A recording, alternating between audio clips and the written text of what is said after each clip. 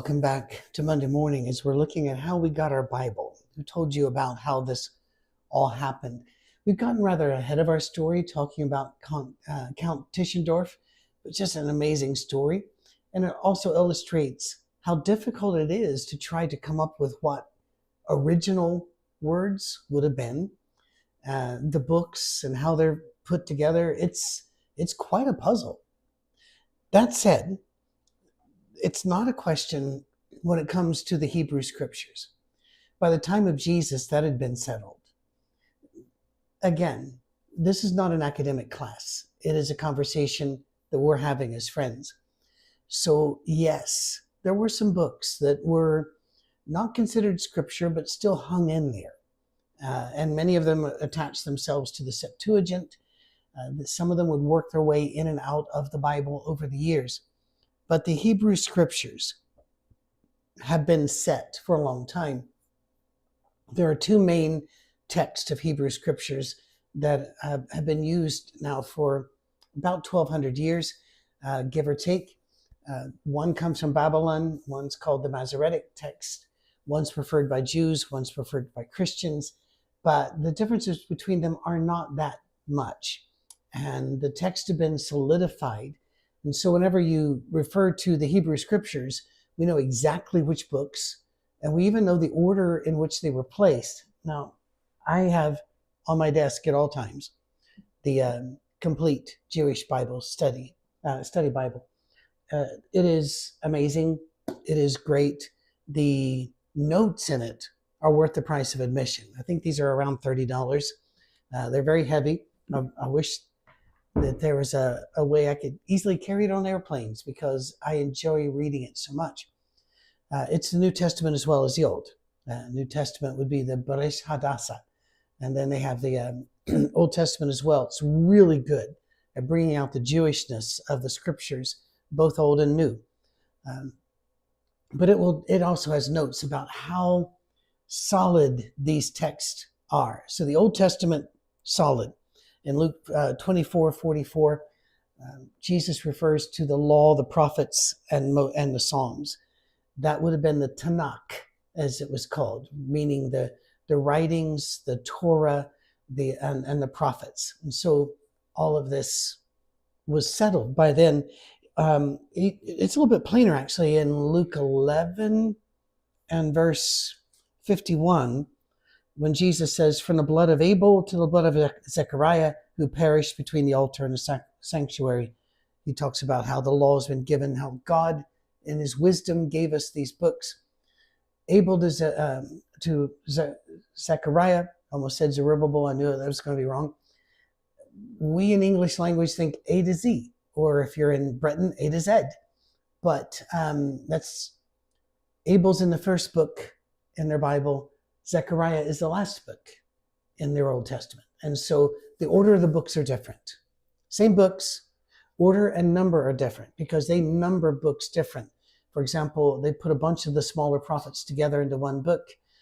Kings is one book, Chronicles is one book. You get the idea. But it's the same words. So we're set there. Much later, and I just said something I need to correct.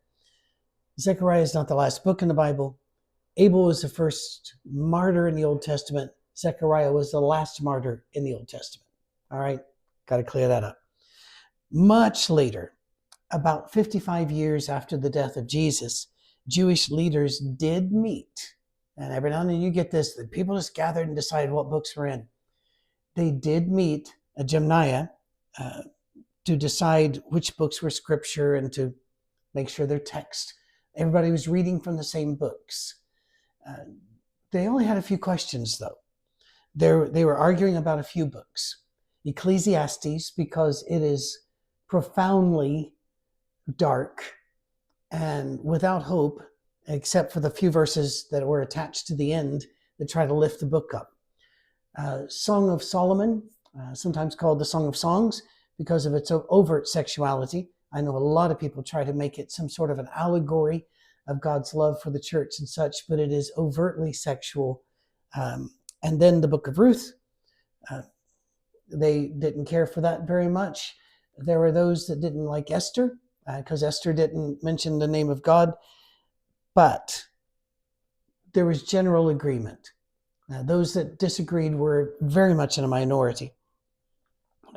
Josephus, an early Christian historian, he was a general fighting for the Jewish people. He got captured, he turned, and then began working for the Romans. There are things about Josephus's life that are not savory by any stretch, but he wrote massive books available to you now. Just type in Josephus, the works of Josephus. You'll find a lot of them online for free, but you'll also find very inexpensive copies that you can get. I will warn you that Josephus never uses one word when he can use 50, and it is heavy weighting to get through his stuff.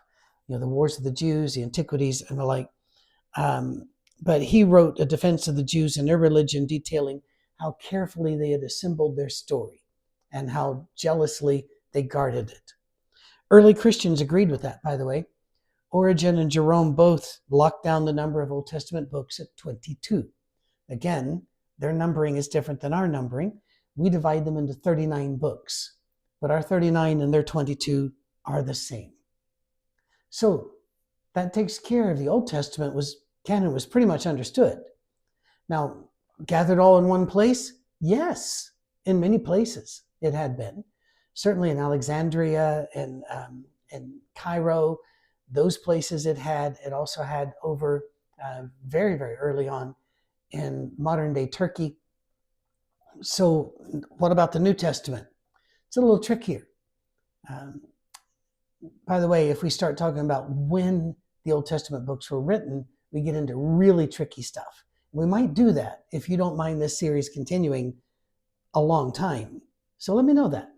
Send me a note, info@oursafeharbor.com, if you want me to keep unfolding this more and more, or if you want me to, just keep it tight like we're planning it now. About 150 years after Jesus' death, letters of the apostles and the Gospels were being read in churches all over. These books were known. They were passed around. Were they all exactly the same? No, there were some differences in the manuscripts, but there was nothing major. There was nothing that was going to cause any salvation issues or division in the churches. The first mention of this common practice of exchanging books to be read in the churches comes from Justin Martyr, who wrote this, quote, "The memoirs of the apostles were read together with the writings of the prophets." The church did not come along and think, all right, the Jews had their Old Testament, we've got to put together a New Testament. So let's start writing books and compiling books. They were content with just passing around the books that they've got. Now, this is really, really, really, really important. This is not just history. This is doctrine, theology, and this is on your life. We have all the books we've got. All right, let's just say they're all the books. And therefore, when we have a question, we can examine from all of these places, grab a word here, a concept there, put it all together, and make a doctrine. And churches do this. How did people get to heaven without their Bible? In the tribe in which I was raised, I was told that the Bible gives us our church because the Bible gives us the pattern for our church. It's not the way it worked. In the history, the church gave us the Bible, but it wasn't quick. It took a long time. And even when it was gathered, most people didn't have it for another 1,000 years plus, because no printing press, literacy was an issue, and you had the church. So people relied upon the church. However, as the church grew back around 150 to 250, letters, gospels were written. People began to realize these are precious and they're perishable. What they're written on perishes in the dry desert heat or in the moisture of the Nile Delta. We've got to find a way to make sure we got everything and we don't lose anything. In fact, that's probably why bits such as John chapter 8 put in a story that are not in the early manuscripts, the woman caught in adultery. And that's not, by the way, controversial. Everybody knows that came much later than the book of John. and was just added into the book of John. Well, why would these things happen? Because stories were disappearing, because teachings were gone, gospels were disintegrating, and because some people were writing new gospels that were plainly fantasy, basically fan fiction for Jesus. So they collected the books that they felt were genuine, especially those of Paul, and then later the Gospels.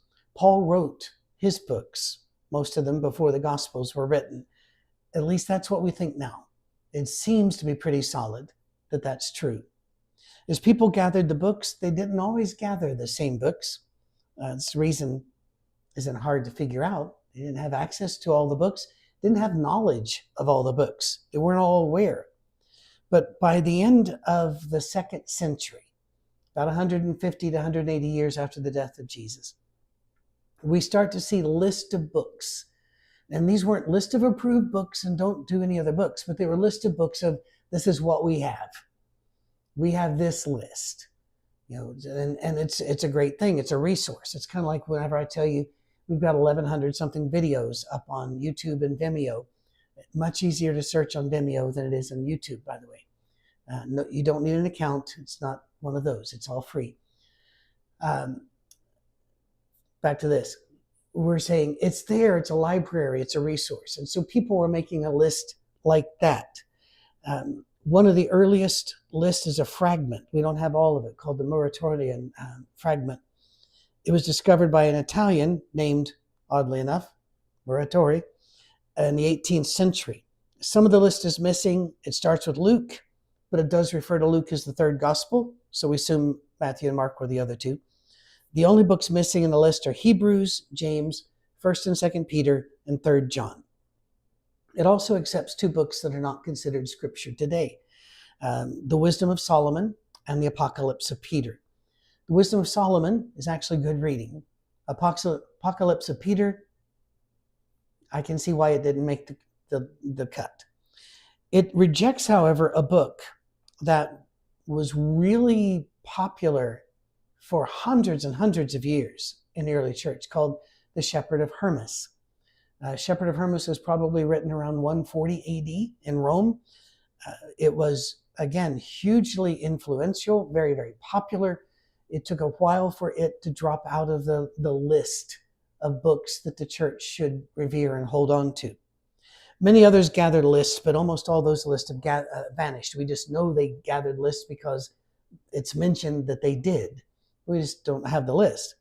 However, those writing about them, like Origen, the great bishop and scholar of North Africa, then Eusebius, about 100 years later, he gathered Origen's surviving works and wrote about them. His list also does not include Hebrews, though he liked it. He quoted it several times in sermons, but he didn't put it in his Bible. Eusebius didn't, or Eusebius, as some people pronounce it, also did not include James, 2nd Peter, or 2nd or 3rd John. You will find, in fact, if we just want to bring that up, there are some books that have always had a little shadow over them. Like in the Old Testament, like we said, with Esther, with Song of Solomon, Ecclesiastes, have a little shadow over them. People going, I'm not really sure. The New Testament had these issues as well, especially 1st and 2nd Peter, 2nd and 3rd John were questioned. James was questioned quite a bit. However, later, Eusebius would, in a sermon, mention all 27 books that we have, and he just listed them all, and we assume he therefore was endorsing all of them. Again, he seems to have changed his mind at time to time and accepted some books and rejected others. 100 years later, notice how long this has gone now. So we're talking about 250 years after the death of Jesus. 250 years. The books still have not been really gathered, as in this is, in addition to the Hebrew scriptures, these are also from God. That really had not been done officially. Again, we have to speak in broad strokes.